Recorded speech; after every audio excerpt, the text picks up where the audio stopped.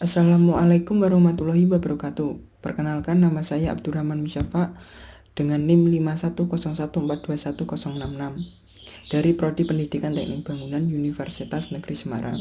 Di sini saya akan menjelaskan potensi bencana banjir dan mitigasinya. Untuk memenuhi tugas mata kuliah pendidikan konservasi. Yang pertama yaitu pengertian bencana alam. Bencana alam adalah bencana yang diakibatkan oleh peristiwa atau serangkaian peristiwa oleh alam. Pada umumnya, bencana alam terjadi karena adanya perubahan pada kondisi alam baik secara perlahan maupun secara ekstrim. Selain itu, bencana alam dapat terjadi karena ada faktor campur tangan manusia yang tidak bertanggung jawab, misalnya penebangan pohon berlebihan yang menyebabkan tanah longsor. Yang kedua, pengertian mitigasi bencana. Mitigasi bencana merupakan upaya yang dilakukan untuk mengurangi resiko dan dampak yang diakibatkan oleh bencana terhadap masyarakat di kawasan rawan bencana, baik itu bencana alam, bencana ulah manusia, maupun gabungan dari keduanya dalam suatu negara atau masyarakat. Yang ketiga, mitigasi bencana. Faktor bencana alam dapat dibagi menjadi dua, yaitu faktor manusia dan faktor alam. Faktor manusia yang dimaksud yaitu manusia yang menjadi puncak ataupun yang menyebabkan kejadian bencana itu berlaku. Dan yang kedua, faktor alam atau geografi pula bermaksud prinsip alam tersebut yang dinamik dan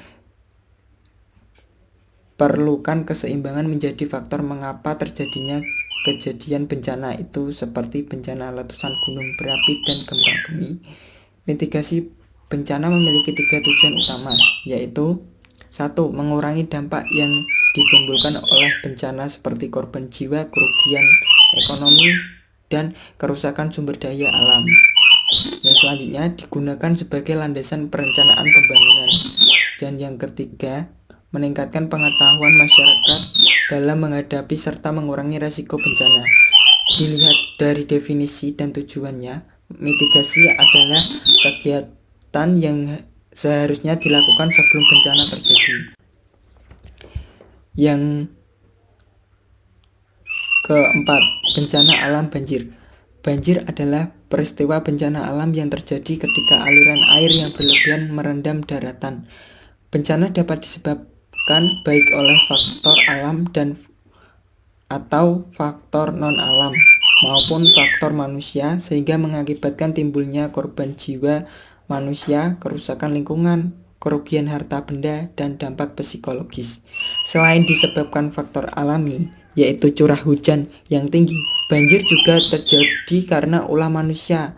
Contoh, berkurangnya kawasan resapan air karena alih fungsi lahan, penggundulan hutan yang meningkatkan erosi dan mendangkalkan sungai, serta perilaku tidak bertanggung jawab seperti membuang sampah di sungai dan mendirikan hunian di bantaran sungai.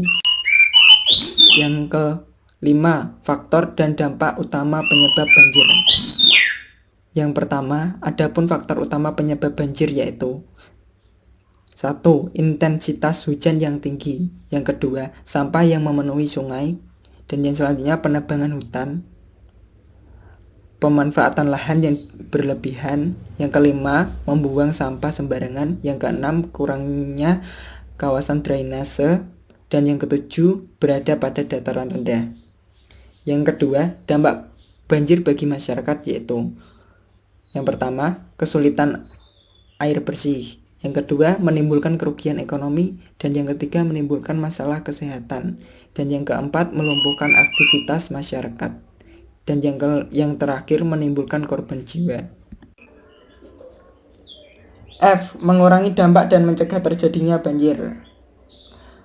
Yang pertama, mengurangi dampak banjir. 1. Penataan daerah aliran sungai secara terpadu dan sesuai fungsi lahan. 2. Pembangunan sistem pemantauan dan peringatan dini pada bagian sungai yang sering menimbulkan banjir. Dan yang ketiga, tidak membangun rumah dan pemukiman di bantaran sungai serta daerah banjir. Yang keempat, tidak membuang sampah ke dalam sungai. Mengadakan program pengerukan sungai. Yang kelima, pemasangan pompa untuk daerah yang lebih rendah dari permukaan laut.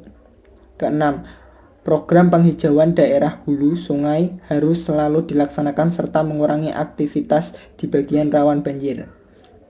Yang kedua, cara mencegah banjir dengan yang pertama, menjaga kebersihan lingkungan dan saluran air serta membuat sumur resapan. Yang kedua, tidak menebang atau membakar hutan atau lahan.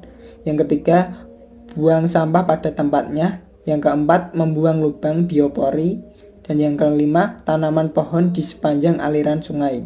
Yang terakhir, bersihkan saluran air secara berkala.